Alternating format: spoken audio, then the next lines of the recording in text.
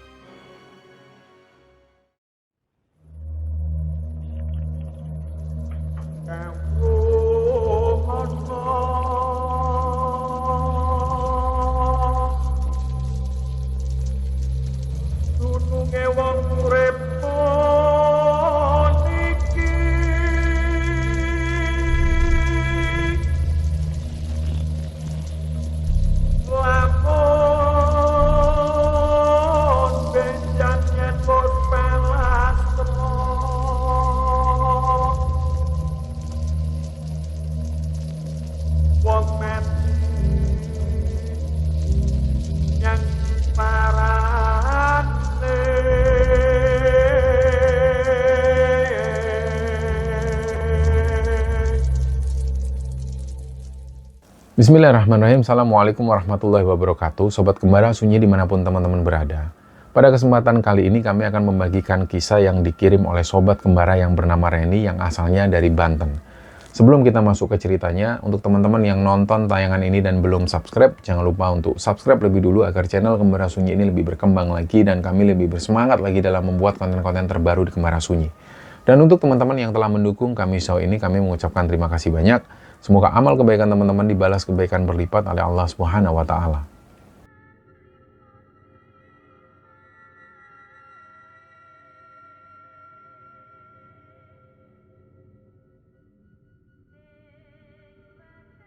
Ya, cerita di episode kali ini teman-teman ceritanya dibagikan oleh salah satu sobat kembara yang bernama Reni. Dan pada saat ini Reni tinggal dan menetap di daerah Jakarta Pusat. Dan untuk memahami rentetan teror dan juga kejadian mistis yang menimpa keluarganya ini, Reni menjelaskan lebih dulu silsilah dan juga latar belakang keluarga besarnya lebih dulu. Jadi garis keturunan ini sangat penting karena ada jejak spiritual yang mengalir kuat dari pihak bapak maupun ibunya. Bapak kandungnya Reni ini adalah orang Jawa asli yang asalnya dari daerah Gumukmas, Kabupaten Jember, Jawa Timur. Reni sendiri ini nggak punya banyak ingatan tentang kampung halaman bapaknya itu, karena sejak dia berusia 5 tahun, keluarganya memutuskan untuk merantau dan pindah ke Tangerang, Banten. Dan sejak kepindahan itu, Reni ini belum pernah sekalipun balik ke Jember atau mudik ke Jember. Tapi ada satu fakta yang jelas tertanam di ingatan Reni tentang keluarga bapaknya. Jadi kakeknya Reni dari pihak bapak itu, atau yang biasa dia panggil dengan panggilan Mbah, itu beliau punya ilmu kanuragan tingkat tinggi. Ilmu ini itu bisa membuat tubuh mbahnya itu kebal dan sama sekali nggak mempan dilukai oleh benda tajam jenis apapun. Dan sementara itu neneknya Reni dari pihak bapak yang biasa dia panggil dengan panggilan Mbok Pa, itu sehari-harinya beliau bekerja sebagai penjual es dawet. Tapi Mbok Pa ini juga dikenal oleh masyarakat luas sebagai orang yang mampu menyembuhkan berbagai macam penyakit ganjil atau penyakit yang tidak lazim, yang nggak bisa dijelaskan secara nalar. Dan meskipun ingatan Reni ini sangat terbatas karena usianya waktu itu masih kecil, cerita tentang kemampuan supranatural dari garis keturunan bapaknya itu selalu ada. Nah, di sisi lain, ibu kandungnya Reni ini adalah seorang wanita yang asalnya dari Pulau Sumatera. Reni di sini sengaja merahasiakan nama kota spesifik asal ibunya itu untuk menjaga privasi keluarga besarnya. Jadi kakeknya Reni dari pihak ibu yang biasa dia panggil dengan sebutan Datuk, dulunya itu adalah seorang tuan tanah yang sangat kaya sekali di Sumatera. Dan Datuk ini punya lahan yang luas. Tapi pada akhirnya kekayaannya itu lenyap. Karena ada sebuah musibah besar yang menghantam keluarga mereka, yang akhirnya membuat Datuk itu kehilangan seluruh harta bendanya. Dan jatuhnya kondisi ekonomi ini akhirnya memaksa Datuk untuk merantau jauh meninggalkan Sumatera. Dan disitulah beliau pindah ke sebuah kota di daerah Tangerang, tempat yang pada akhirnya juga jadi tempat tinggal bagi Reni dan juga kedua orang tuanya. Nah, di Tangerang itu Datuk yang dulunya beliau ini adalah seorang tuan tanah, beliau harus memulai dari nol lagi, harus menyambung hidup dengan bekerja di sebuah pabrik produksi punya seorang pengusaha Tionghoa. Dan pekerjaan Datuk di sana ini bukan seorang pekerja biasa. Jadi Datuk dipekerjakan sebagai seorang kuncen pabrik. Nah, tugas kuncen pabrik ini tentunya harus menjaga pabrik dari gangguan-gangguan atau hal-hal yang tidak kasat mata. Awalnya Reni sendiri ini nggak mengetahui bahwa kakeknya itu adalah seorang kuncen. Reni ini baru menyadari hal tersebut ketika Datuk mulai sering sakit-sakitan. Tubuhnya mulai melemah dan akhirnya beliau cuma bisa beristirahat di rumah. Nah, menjadi kuncen di area pabrik yang sangat luas, ini berat banget dan sangat menguras fisik dan energinya Datuk. Lingkungan tempat tinggal Reni di Tangerang, waktu itu punya suasana yang sangat suram. Jadi mereka ini tinggal di sebuah desa pemukiman yang lokasinya itu benar-benar terjepit. Di sisi kanan dan kiri pemukiman warga itu berdiri bangunan pabrik-pabrik dengan skala besar yang temboknya itu tinggi-tinggi. Dan persis di depan area rumah Reni itu terdapat sebuah lapangan sepak bola yang luas. Nah, lapangan ini dikelilingi dengan area persawahan. Jadi ketika malam, suasana itu pasti berubah jadi gelap. Penerangan jalan di desa itu sangat minim juga. Jarak dari satu rumah ke rumah yang lain itu juga masih berjauhan. Nah, kondisi semakin mencekam karena di bagian belakang rumah Reni itu ada sebidang kebun. Yang kebun ini itu dipenuhi dengan pohonan kelapa. Pada waktu malam, kebun belakang itu kayak sama sekali nggak punya sumber cahaya. Jadi tempat ini gelap dan benar-benar menakutkan, terutama bagi anak-anak kecil seumuran Reni. Jadi semenjak pindah dari Jember ke Tangerang itu, kehidupan keluarga Reni ini dilanda kesulitan ekonomi yang sangat berat. Bapaknya Reni cuma bekerja sebagai buruh bangunan lepas, dan penghasilannya juga sama sekali nggak menentu. Bahkan seringkali bapaknya itu nggak punya uang setiap bulan. Nah, tekanan ekonomi inilah yang akhirnya memaksa ibunya Reni untuk ikut bekerja sebagai buruh pabrik harian demi membantu bapak untuk menutupi kebutuhan sehari-hari.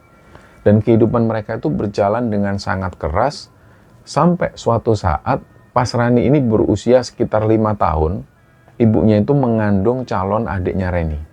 Nah, Reni waktu itu seneng banget karena dia akhirnya akan punya teman main. Hari demi hari, Reni itu selalu ngelus-ngelus perut ibunya yang semakin membesar itu. Dan ibunya itu selalu membalas dengan senyuman. Singkatnya, pas usia kandungan ibunya Reni ini akhirnya memasuki usia 8 bulan dan perlahan masuk ke usia 9 bulan, perut ibunya itu sudah sangat membesar, menandakan bahwa waktu persalinan sudah sangat dekat. Tapi persis ketika kandungan itu menginjak usia 9 bulan, ada teror aneh yang mulai terjadi. Dan rentetan kejanggalan ini bermula persis 1 minggu sebelum tragedi puncak itu terjadi. Jadi ceritanya ibunya Reni ini waktu itu mengeluhkan rasa sakit di bagian perutnya. Dan rasa sakitnya itu beda banget. Ibunya ngomong waktu itu bahwa ini bukan sakit biasa kayak menjelang persalinan. Tapi rasa sakitnya itu nggak wajar. Terus ketika melihat kondisi ibunya yang kesakitan itu, nenek dan juga datuk yang rumahnya berada persis di seberang jalan itu langsung datang untuk memeriksa. Nah, di situ nenek dan datuk ini mereka cuma bilang bahwa ibu itu nggak apa-apa dan mungkin cuma terlalu kecapean. Nah, di situ nenek dan datuk ini mengingatkan Reni supaya Reni itu bisa lebih rajin membantu ibunya untuk mengerjakan pekerjaan rumah, supaya ibunya itu bisa lebih banyak istirahat. Nah, Reni yang waktu itu masih berusia sekitar 5 tahun, dia menuruti pesan tersebut tanpa bertanya apapun. Nah, selama beberapa hari berikutnya itu rasa sakit yang dialami ibunya ini memang berangsur-angsur menghilang. Dan kondisinya sudah terlihat normal, dan perut yang 9 bulan itu masih kelihatan membesar. Sampai pada satu malam, kondisi yang tenang itu akhirnya berubah jadi teror. Jadi di tengah malam, Reni itu tiba-tiba kebangun, karena dia mendengar ibunya itu nangis sesenggukan. Jadi ibunya Reni ini nangis dalam kondisi tidur dengan suara yang sangat menyedihkan sekali. Dan Reni ngelihat bapaknya itu juga ikut kebangun dan berusaha keras untuk menenangkan ibunya waktu itu. Dan karena Reni ini masih ngantuk, dia tidur lagi. Tapi beberapa jam kemudian, persis pas suara adzan subuh berkumandang dari masjid itu, Reni kebangun lagi. Dia mendengar suara jeritan ibunya yang kencang banget dari arah kamar. Dan bersamaan dengan jeritan itu, Reni dengar bapaknya itu mengucapkan istighfar berulang kali. Astagfirullahaladzim, astagfirullah. Sambil kayak panik. Nah, Reni yang kebingungan, dia ngucuk-ngucuk mata dan jalan menghampiri ibunya itu. Dan betapa terkejutnya Reni waktu itu. Jadi di hadapan Reni, dia ngelihat ibunya itu duduk nangis histeris dengan wajah pucat. Terus kedua tangan ibunya itu megangi bagian perutnya. Nah, disinilah perut ibunya yang semalam masih kelihatan besar karena hamil 9 bulan. Subuh itu kondisinya rata. Jadi perutnya ini kempes. Nah, disitulah pemandangan aneh terjadi. Perut ibunya ini nggak kayak orang hamil lagi. Perutnya rata. Calon bayi yang sudah dikandung selama 9 bulan itu lenyap dalam hitungan jam. Dan suara tangisan histeris ibunya Reni ini akhirnya mengundang kedatangan datuk, nenek, dan juga puluhan tetangga yang penasaran ini datang ke rumah itu semua. Mereka semua akhirnya berkerumun di depan rumah, ngelihat langsung kengerian hilangnya bayi tersebut secara gaib. Dan perlahan, kesedihan itu akhirnya mereka lupakan. Mereka tetap berpikir bahwa ini adalah hal yang ganjil, hal yang aneh, dan baru kali itu terjadi di desa mereka. Tapi pada akhirnya, hal ini pun berlalu, dan peristiwa ini pelan-pelan mereka lupakan. Nah, kira-kira 1 tahun berlalu setelah tragedi hilangnya janin di dalam perut ibunya Reni itu, kesedihan keluarga itu perlahan mulai terobati ketika ibunya Reni ini akhirnya dinyatakan hamil lagi. Dan kali itu proses kehamilannya ini berjalan dengan sangat normal dan aman. Ibunya Reni pada akhirnya melahirkan seorang bayi laki-laki yang sehat, dan bayi laki-laki ini kemudian diberi nama Rizky Alamsyah. Reni yang waktu itu masih kecil, dia seneng banget. Dia gembira sekali karena akhirnya dia punya teman main di rumah. Reni ini manggil adiknya itu dengan panggilan kesayangan yaitu Kiki. Dan seiring berjalannya waktu, Kiki akhirnya tumbuh jadi anak yang aktif. Dan Reni dan Kiki ini punya ikatan persaudaraan yang sangat kuat sekali. Reni ini adalah tipe anak rumahan. Dia nggak begitu suka main di luar rumah sama anak-anak desa lain. Jadi kemana-mana, Reni itu ya selalu berdua sama adiknya itu, si Kiki itu. Kiki ini sudah jadi kayak sahabat kecil terbaiknya Reni. Tapi pada akhirnya kebahagiaan keluarga ini nggak berlangsung lama. Ada sebuah ujian berat yang kembali menghantam keluarga mereka. Ketika waktu itu Kiki ini baru menginjak usia 6 tahun, dia tiba-tiba sakit. Kondisinya langsung menurun drastis. Dan setelah dibawa berobat dan juga diperiksa, dokter akhirnya mendiagnosa bahwa Kiki ini mengidap penyakit paru-paru basah. Pada awalnya, Reni dan kedua orang tuanya itu masih sangat optimis sekali. Mereka berharap Kiki ini bisa sembuh. Mereka yakin juga bahwa Kiki insya Allah bisa sembuh dan bisa kembali lagi main sama Reni. Tapi takdir berkata lain. Penyakit paru-paru basah itu akhirnya berkembang semakin parah dan menggerogoti tubuh Kiki. Sampai pada suatu hari Kiki mengembuskan nafas terakhirnya dan dia meninggal dunia di rumah sakit. Nah, kepergian Kiki ini menjadi pukulan yang sangat telak bagi Reni. Rumah yang dulunya ramai dengan suara adiknya itu langsung berubah jadi sepi dan muram. Nah, singkatnya di malam ketiga setelah meninggalnya Kiki itu, malam itu cuaca di desa tempat tinggal Reni ini benar-benar buruk. Hujan itu turun deras dari sore hari. Dan gak menunjukkan tanda-tanda berhenti meskipun waktu itu sudah tengah malam. Suasana di dalam rumah Reni itu sepi banget dan kondisinya itu dingin. Dan bapak dan ibunya Reni ini karena mungkin saking capeknya sudah 3 harian ngurus jenazah Kiki, ngurus tahlilan juga. Beliau ini, mereka berdua itu sudah tertidur lelap di kamar hari itu. Tapi Reni waktu itu sama sekali gak bisa memejamkan mata, dia gak bisa tidur. Dia itu dari tadi cuma duduk diam ngelamun di atas kasur. Dan dia ini sambil ngeliatin terus ke arah tempat tidur adiknya itu. Dia terus-terusan nangis sambil kepikiran adiknya. Di dalam hati, dia tuh terus manggil-manggil adiknya. Dek, Mbak kangen sama kamu, Dek. Dek, Mbak kangen, Dek. Kamu lagi ngapain di sana sekarang, Dek? Hujan-hujan gini, kasihan kamu, Dek. Kehujanan pasti. Nah, pas si Reni ini sambil ngelamun dan dia nangis, memikirkan adiknya itu, tiba-tiba ada yang ngetuk pintu. Dok, dok, dok. Nah, dari situ dia sempat berhenti. Dia dengarkan lagi, ternyata memang benar ada yang ngetuk pintu. Dok, dok, dok, di tengah hujan deras yang seperti itu. Awalnya Reni ini berpikir mungkin Dia cuma salah dengar. Karena kan suara hujan itu berisik banget. Tapi nggak beberapa lama, suara ketukan itu terdengar lagi. Dok, dok, dok. Tapi ketukan yang kedua ini nggak seberapa kenceng. Masih ketutup dengan suara hujan yang deras. Nah, di situ ada suara. Mbak, bukain pintunya, Mbak. Dan Reni ini paham betul, itu suara adiknya. Ini suaranya Kiki. Kiki yang baru dimakamkan 3 hari yang lalu, ini tiba-tiba ada suaranya di luar.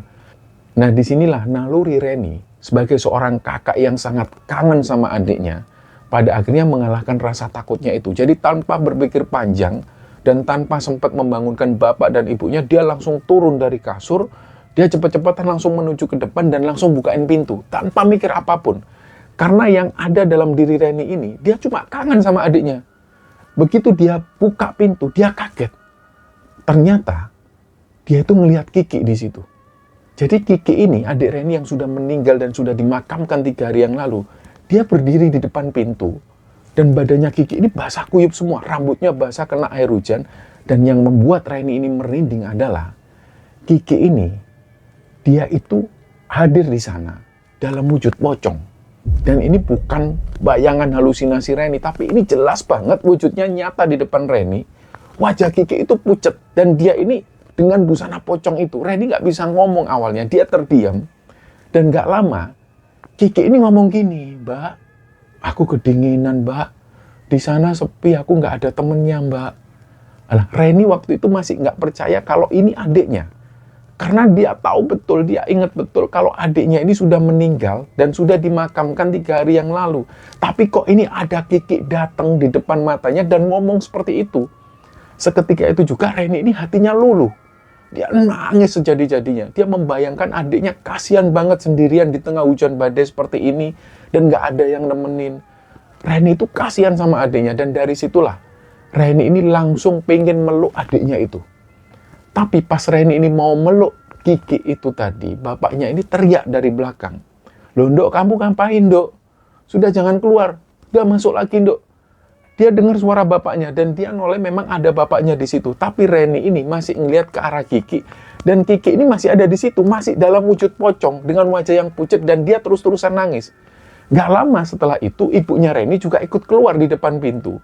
Dan semua anggota keluarga ini, bapak, ibu maupun Reni, ini ngelihat wujud pocongnya Kiki. Semua melihat. Nah, disinilah ibunya Reni itu berusaha tenang. Terus beliau itu ngomong ke sosok pocong Kiki ini. Dok, kalau memang kamu ini Kiki, berarti tempatmu bukan lagi di sini. Kamu itu sudah meninggal, Nak. Tapi wujud pocong Kiki ini, dia terus-terusan ngomong, Mbak, aku ikut Mbak. Aku kedinginan loh, Mbak. Aku sendirian di sini, takut, Mbak. Terus suara sosok pocong ini itu terdengar semakin berat dan kayak menyeret banget suaranya. Bapaknya Reni yang menyadari bahwa sosok ini sengaja datang untuk mengajak Reni ikut ke alam kematian, si bapaknya Reni ini langsung naik pitam. Jadi insting melindunginya sebagai seorang ayah itu langsung meledak, sambil masih beliau itu memeluk Reni.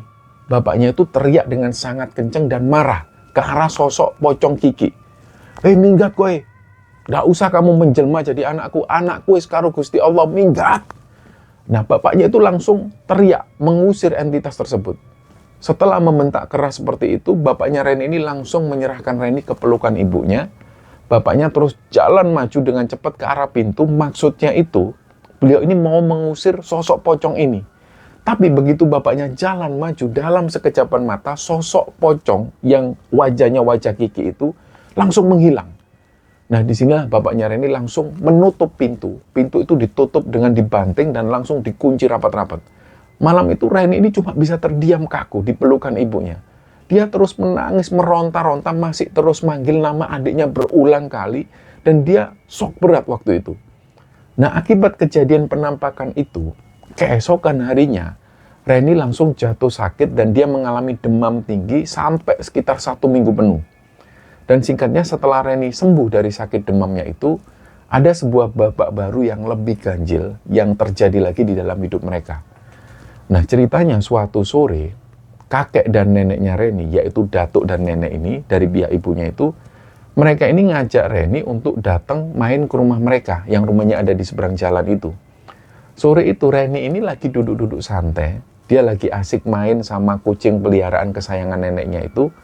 Tanpa Reni sadari, sedari tadi itu ternyata Datuk itu terus memperhatikan Reni dengan tatapan yang tajam banget. Dan tatapannya itu serius. Tiba-tiba Datuk itu ngomong ke Reni, "Reni, besok itu kan hari Senin.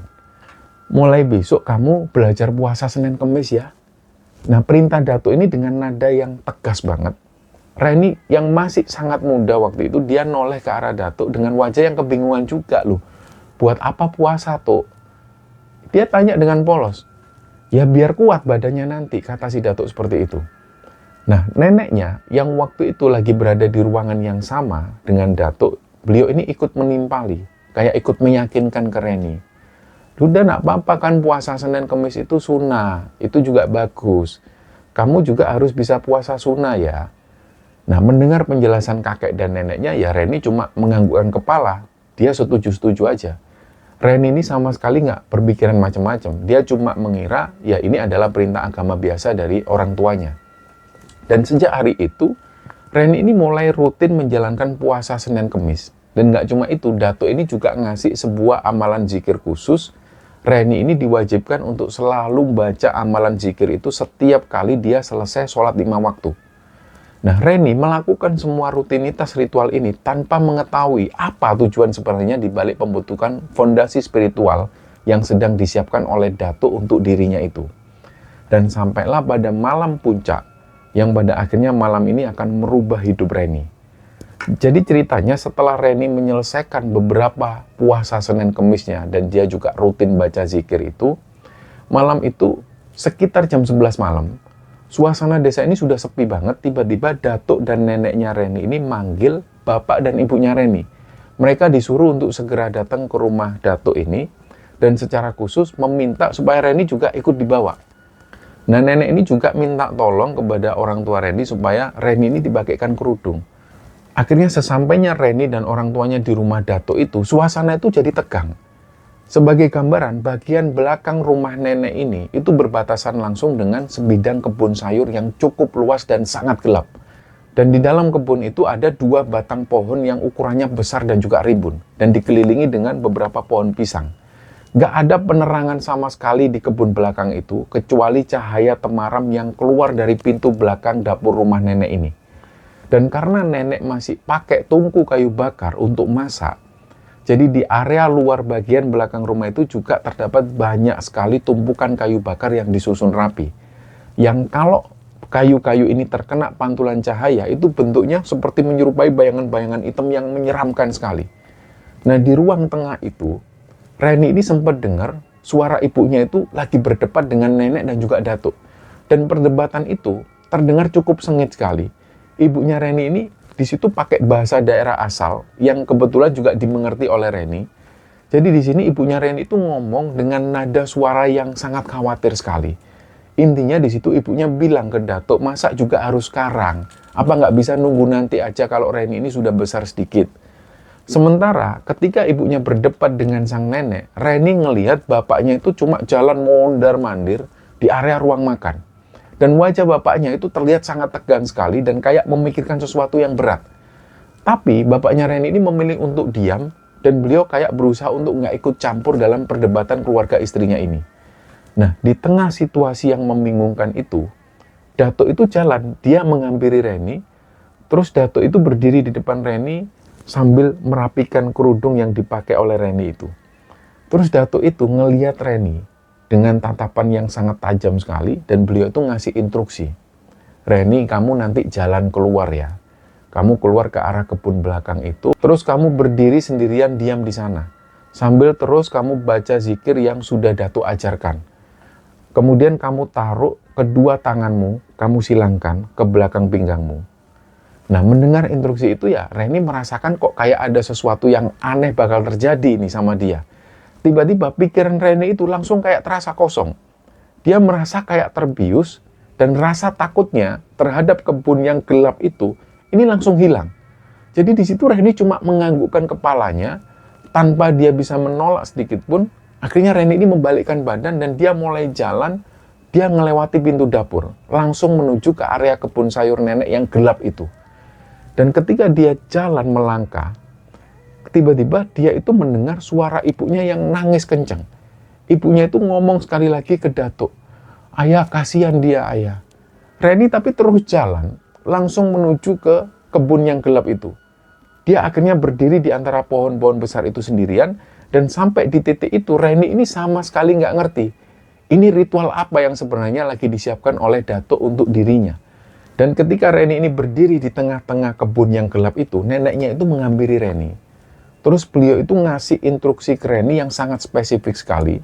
Reni itu disuruh membalikkan badan, membelakangi neneknya, dan wajahnya itu dihadapkan lurus ke arah tembok bangunan pabrik yang membatasi area pemukiman desa itu. Dan setelah Reni ini persis menghadap ke tembok pabrik, sang nenek ini narik kedua tangannya Reni ke arah belakang punggung, terus dengan gerakan yang cepat, sang nenek ini meletakkan dan mengepalkan sebuah benda misterius ke dalam telapak tangannya Reni. Jadi benda itu digenggam erat-erat oleh Reni, dan dengan nada suara yang sangat tegas, dan gak menerima bantahan sama sekali, nenek ngasih tahu peringatan yang mutlak sekali. Jadi dia bilang seperti ini, "Ingat ya, apapun yang terjadi, jangan pernah melepas genggaman ini." Dan setelah mengucap kalimat itu, neneknya ini langsung balikkan badan, dia jalan meninggalkan Reni sendirian di situ. Dan gak lama kemudian dia dengar suara pintu dapur itu ditutup rapat, kemudian dikunci. Jadi Reni ini ditinggalkan di sana sendirian, di tengah kebun yang gelap seperti itu. Dan satu-satunya sumber lampu yang ada di sana adalah pantulan cahaya dari dapur. Nah, disitulah Reni berdiri sambil dia terus merapalkan bacaan zikir yang sudah diajarkan oleh Datuk selama berminggu-minggu itu. Dan tiba-tiba Reni ini nengok kanan kiri kebingungan. Karena waktu itu dia nggak tahu harus ngapain lagi. Dan dia nggak tahu harus berharap melihat apa atau bersiap menghadapi apa. Karena sejak awal nggak ada satupun yang ngasih tahu Reni tentang tujuan ritual itu. Nah, waktu pun terus berjalan. Reni ini berdiri kaku dengan tangan yang masih terlipat di belakang punggung selama kurang lebih setengah jam. Dan persis setelah 30 menit berlalu itu ada kejanggalan yang mulai terjadi. Jadi yang tadinya itu masih ada angin, tiba-tiba mendadak berhenti total. Daun-daun pisang yang tadinya sempat bergerak, langsung tiba-tiba diam. Gak ada pergerakan sama sekali. Suasana di kebun itu langsung berubah jadi sunyi. Nah, di tengah keheningan yang gak wajar itu, Reni mencoba mengalihkan rasa gugupnya. Dia mencoba ngelihat bayangannya sendiri. Reni ngelihat bayangan tubuhnya yang kecil dan kurus itu, dan dengan kepolosannya Reni sempat batin, "Kok aku belum tinggi-tinggi ya?" Sambil berpikir seperti itu, Reni ini sedikit menggoyangkan tubuhnya ke arah kiri dan kanan. Dia memperhatikan bayangannya yang ikut bergoyang di tembok pabrik itu. Tapi momen kepolosan ini nggak berlangsung lama. Di tengah-tengah kesunyian itu, tiba-tiba terdengar ada suara dari belakang punggungnya Reni. Suara itu berupa geraman yang sangat rendah, sangat berat sekali. Dan geraman ini jelas bukan geraman manusia, tapi suara seekor binatang buas yang berukuran sangat besar. Reni akhirnya perlahan menundukkan kepala, dia coba mempertajam pendengarannya untuk memastikan dari arah mana suara ini berasal. Dan semakin dia fokus, ini suara geraman itu semakin terdengar kayak mendekat ke arah punggungnya. Bersamaan dengan mendekatnya suara itu, suhu udara di sekitar tubuh Reni itu langsung berubah secara drastis. Hawa malam itu yang tadinya dingin, langsung mendadak berubah jadi sangat panas dan pengap. Udara panas inilah yang membuat bulu kuduk di sekujur tubuh Reni itu langsung meremang hebat. Nah, dari sudut ekor matanya, Reni menyadari ada sesuatu yang sangat gak beres. Ada bayangan tubuhnya yang di tembok pabrik yang tadinya cuma berbentuk siluet. Nah, tiba-tiba mulai berubah bentuk. Bayangan itu langsung tiba-tiba berubah membesar, melebar, dan menjulang jadi jauh lebih tinggi. Reni itu kaget. Dia memberanikan diri untuk ngelihat ke arah lurus perubahan bayangannya itu. Dan betapa kagetnya dia. Jadi di dalam siluet itu, Reni ngelihat dengan sangat jelas bahwa persis di belakang bayangan tubuhnya itu muncul sepasang kaki binatang raksasa.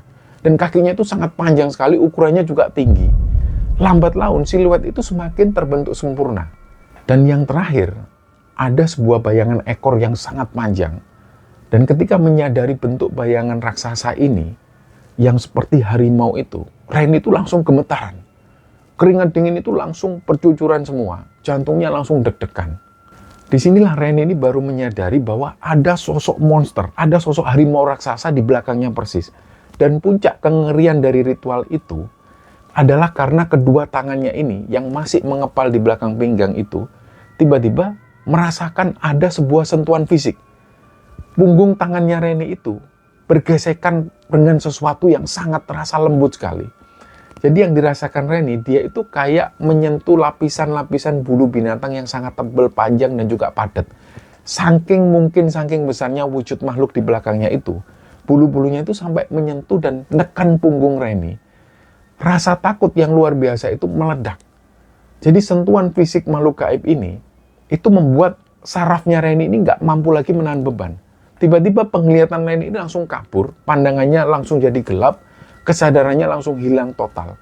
Reni akhirnya pingsan di tengah kebun itu. Dan keesokan paginya, ketika matahari ini sudah terbit, Reni kebangun dan dia buka mata. Ternyata dia ini sudah berada di atas kasur, di dalam kamarnya. Dia coba bergerak, tapi dia langsung kesakitan banget. Sekujur tubuhnya itu rasanya kayak remuk dan linu-linu semua. Persis kayak orang yang baru dipukuli habis-habisan oleh belasan orang. Jadi seluruh sendi dan ototnya itu nyeri luar biasa. Dan ini adalah efek fisik yang sangat wajar terjadi ketika tubuh manusia biasa baru saja berbenturan dengan energi atau entitas gaib yang punya pusaran energi besar. Ibunya Reni yang waktu itu lagi sibuk masak di dapur ngeliat Reni kebangun dengan raut wajah yang masih memendam rasa khawatir, ibunya itu jalan menghampiri dan langsung ngasih Reni ini susu hangat. Setelah minum susu itu dan mengumpulkan sisa tenaganya, Reni ini memaksakan diri turun dari tempat tidur dan dia berusaha jalan meskipun tertatih-tatih. Dia jalan menuju ke arah depan rumah. Dan dia pas buka pintu, hal pertama yang dilihat Reni ini adalah sosok datuknya. Di seberang jalan itu, datuk ini lagi duduk di kursi teras. Terus mata datuk itu ngelihat tajam ke arah Reni. Datuk nggak ngomong sepatah kata pun, beliau cuma diam di situ memperhatikan Reni. Nah, ketika datuk ngelihat Reni, pikiran Reni ini dipenuhi dengan puluhan pertanyaan. Ini apa yang sebenarnya terjadi semalam? Terus kemarin bayangan makhluk apa yang tak lihat di tembok itu? Dan belum sempat Reni ini memikirkan hal itu, tiba-tiba neneknya ini sudah jalan nyebrang dan langsung duduk persis di samping Reni. Beliau langsung tanya, kamu sudah bangun? Seolah-olah kayak neneknya ini nggak pernah berpikir hal yang kemarin terjadi kepada Reni. Neneknya ini kemudian ngelus kepala Reni cuma menganggukkan kepalanya. Dan ngelihat respon Reni yang sudah sadar itu, nenek ini senyum. Beliau bilang, sudah kok prosesnya memang cuma segitu. Kamu sekarang sudah gede, tapi ingat kamu mesti terus rajin puasa sunnah dan perbanyak baca zikir dari datuk itu. Nah, Reni ini penasaran. Dia langsung tanya ke neneknya, Nek, semalam itu sebenarnya Reni ini ngapain toh, Nek? Terus bayangan besar yang ada di belakang Reni semalam itu apa? Reni ini tanya dengan penasaran sekali dan nenek waktu itu ngelihat Reni dengan serius. Langsunglah nenek ini bilang, itu Eyang. Itu Eyang kamu namanya Eyang Kumbang. Nah, mendengar nama Eyang Kumbang, Reni yang waktu itu masih anak-anak ya, dia cuma bisa diam. Dia sama sekali nggak ngerti apa maksud dari gelar itu. Dia baru mendengar nama ini. Nah, tanpa ngasih tahu ke Reni lebih lanjut, nenek ini langsung pergi. Nah, belakangan Reni ini baru memahami alasan dibalik semua ritual itu. Datuknya Reni ini memang dikenal sebagai sosok yang sangat tegas, kaku, dan galak juga. Dari sekian banyak cucu yang ada di keluarga besar mereka, nggak ada satupun anak yang berani mendekat atau sekedar ngajak datuk untuk ngobrol. Semuanya takut. Dan satu-satunya cucu yang berani bertingkah cuek, nggak punya rasa takut, ini adalah Reni. Nah, mungkin karena keberanian bawaan dan juga kedekatan emosional itulah datuk ngelihat potensi spiritual yang kuat di dalam diri Reni. Datuk itu sering ngajak Reni menemani datuk untuk melakukan berbagai aktivitas, mulai dari cocok tanam sampai menemani datuk nonton TV, dan pada puncaknya datuk memilih Reni sebagai penerus untuk mewarisi dan didampingi oleh entitas penjaga dari garis keturunan keluarganya, yaitu sosok gaib berwujud macan kumbang raksasa yang dipanggil Eyang Kumbang itu. Nah, ritual penyelarasan ini ternyata membawa dampak yang sangat masif dan sangat permanen bagi kehidupan Rani. Jadi sejak kejadian yang ditunggui oleh Eyang Kumbang di belakang tubuhnya itu, seolah-olah cakra dan mata batin Reni itu terbuka lebar. Reni jadi semakin sangat peka. Dia mulai bisa merasakan perubahan energi di sekitarnya dengan sangat gampang sekali. Dia juga dengan gampang bisa merasakan keberadaan entitas astral meskipun nggak terlihat, dan bahkan mata fisiknya itu seringkali menangkap wujud penampakan makhluk-makhluk gaib di sekelilingnya. Dan nggak cuma sampai di situ, level Reni ini semakin naik. Kadang-kadang di dalam benak Reni tiba-tiba bermunculan gambaran-gambaran peristiwa yang berkelebat seperti semacam susunan foto slideshow. Awalnya Reni ini sama sekali nggak ngerti maksud dari potongan-potongan gambar aneh ini. Sampai suatu ketika Reni menyadari ada kenyataan yang mengerikan. Jadi semua gambaran slideshow yang terlintas di kepalanya itu selalu benar-benar terjadi dan kayak menjadi kenyataan di masa depan. Dan Reni hari ini hidup dengan penglihatan yang menembus batas waktu dan juga dimensi. Dan di bagian sebelumnya kita tahu bahwa setelah ritual penyelarasan di kebun belakang rumah neneknya itu, mata batin Reni ini terbuka sangat lebar. Dia nggak cuma bisa ngelihat wujud makhluk astral, tapi dia juga bisa mendapatkan sebuah kemampuan yang justru menjadi beban psikologis yang sangat berat bagi Reni. Ya kita bisa bayangkan Reni yang waktu itu masih sangat muda, dia harus hidup dengan isi kepala yang sering diserang oleh potongan-potongan visual masa depan. Gambaran itu muncul begitu saja seperti slideshow foto yang berputar cepat di dalam otaknya. Awalnya Reni sempat kebingungan, tapi kengerian sesungguhnya datang ketika satu persatu dari penglihatan itu benar-benar meledak menjadi kenyataan di dunia nyata. Reni ini menjadi saksi gaib sebelum tragedi kerusuhan massal tahun 98 terjadi. Jadi jauh sebelum api yang pernah membakar kota Jakarta dan kekacauan itu pecah, Reni ini sudah pernah melihat visual kengerian itu di dalam kepalanya. Dan puncak teror mental yang dialami Reni itu terjadi sekitar 1 bulan sebelum akhir tahun 2004. Di dalam tidurnya, Reni ini mimpi ngelihat ada sebuah gelombang air laut yang warnanya hitam pekat menjulang sangat tinggi sekali. Dan gelombang ini menyapu daratan dan menelan ribuan korban jiwa. Reni kebangun dengan nafas yang ngos-ngosan, keringat dingin keluar semua. Dan 1 bulan kemudian, televisi menyiarkan berita duka tragedi tsunami dahsyat di Aceh. Persis, sedetail apa yang Reni lihat di dalam mimpinya. Dan gak cuma bencana berskala nasional, kengerian ini juga terjadi di depan matanya sendiri. Beberapa kali Reni mendapat penglihatan tentang kecelakaan lalu lintas yang tragis. Selang beberapa waktu kemudian, rentetan kecelakaan beruntun itu benar-benar terjadi persis di depan mata Reni dengan runtutan kejadian dan korban yang sama persis seperti bayangan yang menghantui dia. Reni ini akhirnya dipaksa melihat kematian sebelum kematian sendiri itu tiba.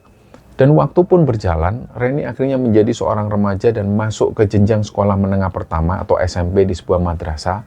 Dan di sekolahnya itu Reni tumbuh menjadi anak yang sangat aktif. Dia bergabung dengan kegiatan ekstrakurikuler Taekwondo dan juga menjadi anggota pasukan pengibar bendera atau Paskibra. Fisik dan mental Reni ini terlatih dengan sangat baik, sampai akhirnya dia berhasil menembus tingkat kabupaten, baik sebagai seorang atlet taekwondo maupun sebagai anggota paskibra tingkat kabupaten. Tapi bertanding sebagai atlet di daerah Banten bukanlah hal yang bisa dianggap remeh, apalagi bagi seseorang yang punya kepekaan gaib seperti Reni. Banten ini kan sejak dulu memang sangat kental dan terkenal dengan tradisi ilmu jawara dan juga hal-hal yang berbau mistis serta kanuragan. Jadi dalam setiap turnamen taekwondo yang diikuti Reni di tingkat daerah, pertarungan yang terjadi ini bukan murni adu fisik dan juga teknik tendangan saja. Reni ini dengan mata batinnya bisa melihat dengan sangat jelas bahwa hampir semua atlet lawan yang dihadapinya itu membawa pegangan atau mereka punya ilmu kanuragan masing-masing. Jadi aura di dalam arena pertandingan itu seringkali terasa sangat gelap, panas, dan akhirnya berbenturan satu sama lain. Jadi ada energi-energi tak kasat mata yang sengaja dikirimkan untuk melumpuhkan lawan dari jarak jauh. Dan menyadari bahaya gaib yang mengancam cucunya di setiap arena pertandingan itu, datuk dan neneknya Reni ini nggak tinggal diam. Jadi sebelum Reni berangkat bertanding, mereka selalu mewanti-wanti dan ngasih instruksi khusus bahwa Reni ini diwajibkan untuk terus-menerus merapalkan zikir perlindungan. Dan yang paling utama adalah Reni disuruh untuk meminta pertolongan gaib ke sosok pendampingnya, yaitu Eyang Kumbang. Datuk menjelaskan bahwa jika Reni ini maju bertanding tanpa pakai tameng gaib dari Eyang Kumbang, Reni dipastikan pasti akan celaka. Karena entitas kiriman atau benturan ilmu kanuragan dari lawan itu bisa saja membuat tulang Reni patah tanpa tersentuh, atau membuat Reni bahkan lumpuh mendadak di tengah arena. Akhirnya di setiap pertandingan yang menegangkan itu, Reni harus memanggil energi sang macan kumbang. Dan setiap kali Reni terdesak, dia bisa merasakan ada hawa panas yang mengalir di punggungnya. Dan kayak ada sebuah energi raksasa dari sosok Eyang Kumbang yang melingkupi tubuhnya. Akhirnya hal inilah yang memantulkan segala bentuk serangan gaib yang mencoba menembus pertahanannya. Nah, mengenai sosok Eyang Kumbang ini di kemudian hari, Reni baru mengetahui sebuah fakta rahasia dari silsilah keluarganya. Ternyata entitas berwujud macan kumbang raksasa itu bukan cuma ada satu, tapi ada 2 ekor. Dan sosok macan kumbang gaib ini dulunya adalah penjaga gaib mutlak yang dimiliki oleh Datuk untuk melindungi tanah perkebunan mereka yang sangat luas di Sumatera sana. Nah, Reni menegaskan bahwa keluarganya ini nggak pernah pakai kekuatan kedua macan kumbang ini untuk hal-hal yang jahat. Nggak pernah juga digunakan untuk pesugihan atau mencelakai orang lain. Tugas mereka ini secara turun-temurun hanyalah murni sebagai penjaga lahan dan juga pelindung garis keturunan keluarga. Tapi terlepas tujuan perlindungan itu, Reni ini hanyalah seorang manusia biasa. Dan seiring bertambahnya dengan kedewasaan Reni, dia mulai menyadari bahwa hidup berdampingan dan menjadikan tubuhnya sebagai wadah bagi entitas jin, meskipun ini adalah jin penjaga, pasti ini semua adalah sebuah kesalahan besar yang menguras kewarasannya sendiri. Disitulah Reni merasa lelah. Dia nggak pernah meminta untuk diwarisi, nggak pernah mau untuk dipilih, apalagi diikuti oleh makhluk-makhluk ini. Dan puncak pemberontakan batin Reni ini terjadi ketika dia masuk ke jenjang SMK. Di masa itulah Reni mengambil keputusan yang nekat, dia memutuskan untuk berhenti total. Dia nggak pernah lagi menjalankan puasa-puasa khusus, dia berhenti membaca amalan zikir dari datuknya itu, dan dia memutus semua ritual yang dulu berfungsi untuk mengisi dan merawat energi gaib di dalam badannya. Reni cuma pengen hidup normal sebagai manusia biasa, sebagai hamba Allah seutuhnya tanpa embel-embel penjaga gaib. Tapi untuk melepaskan perjanjian tidak kasat mata yang sudah terlanjur mendarah daging itu, ternyata nggak semudah membalikkan telapak tangan. Keputusan Reni untuk berhenti melakukan amalan ini membuat hidupnya itu menjadi sangat nggak tenang. Karena badannya sudah terlanjur terbuka dan wadah energinya dibiarkan kosong tanpa perawatan, Reni justru menjadi incaran makhluk-makhluk lain. Jadi disitulah kehidupan Reni ini dipenuhi dengan rasa was-was dan juga gangguan yang nggak berhenti-berhenti. Bahkan kondisi yang tidak tenang inilah yang terus berlangsung sampai bulan Maret tahun ini. Dan sekarang ini kondisi Reni sedang berada di titik yang sangat ekstrim. Dan karena Reni ini menolak perlindungan Eyang Kumbang dan dia berusaha untuk membersihkan diri, benteng gaibnya ini pun terbuka. Ironisnya pada saat ini Reni justru sedang diteror habis-habisan oleh mereka dari dimensi lain. Reni menegaskan bahwa teror brutal yang dia alami belakangan ini bukan berasal dari Eyang Kumbang, tapi dari makhluk-makhluk gaib jenis lain yang mencoba memanfaatkan celah kekosongan di tubuh Reni untuk merusak fisiknya dan meneror psikologisnya. Beruntung di masa-masa krisis dan penuh teror ini, Reni nggak sendirian. Reni dibantu oleh seorang sahabat setianya. Sahabatnya ini dengan sabar menemani Reni. Dia mencoba juga untuk memulihkan kembali kondisi psikologis Reni yang sempat hancur. Dan membantu menjaga kesehatan fisiknya yang terus-terusan merosot akibat serangan gaib ini. Dan yang paling penting adalah membantu untuk menuntun Reni untuk benar-benar mendekatkan diri murni hanya kepada Allah Subhanahu wa Ta'ala. Dan pada saat cerita ini dibagikan, Reni ini sedang berjuang keras untuk membersihkan diri dari sisa-sisa energi leluhur dan gangguan entitas jahat tersebut. Reni secara rutin menjalani proses ruqyah syariah, dan meskipun setiap proses ruqyah ini sangat menyiksa dan gangguan ekstrim dari makhluk-makhluk itu masih terus menyerang tanpa ampun setiap malam, Reni menolak untuk menyerah. Dia tetap bersikeras untuk membersihkan dirinya secara total dan menolak segala bentuk kodam pendamping. Dan dia ingin kembali ke jalan tauhid yang lurus. Dan di akhir cerita ini teman-teman, Reni menitipkan pesan dan memohon doa dari kita semua, teman-teman Kembara Sunyi, serta seluruh sobat Kembara yang mendengarkan kisah ini. Reni memohon supaya kita semua ikut mendoakan dia dari jauh.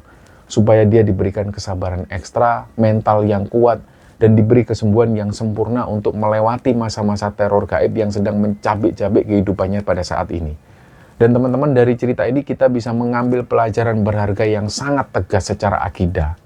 Bahwa punya penjaga dari bangsa jin, atau kodam keturunan, atau benda-benda pegangan dengan dalih apapun, bahkan untuk perlindungan, pada akhirnya ini cuma akan membawa petaka. Ini semua akan membawa kelelahan batin dan merusak keimanan kita kepada Sang Pencipta. Tidak ada pelindung yang paling mutlak dan yang paling aman selain berlindung kepada Allah Subhanahu wa Ta'ala. Dan teman-teman, mari kita doakan bersama-sama semoga Kak Reni ini segera diberi kesembuhan, diangkat segala penyakit dan gangguan-gangguannya, serta proses ruqyah yang sedang dijalaninya ini bisa membersihkan sisa-sisa belenggu masa lalu keluarganya dengan tuntas. Amin ya rabbal alamin. Dan kisah inilah teman-teman yang dibagikan oleh Reni di Gembala Sunyi, dan semoga kita bisa mengambil hikmah dan bisa mengambil pelajaran di dalamnya. Mohon maaf jika ada salah kata. Wassalamualaikum warahmatullahi wabarakatuh.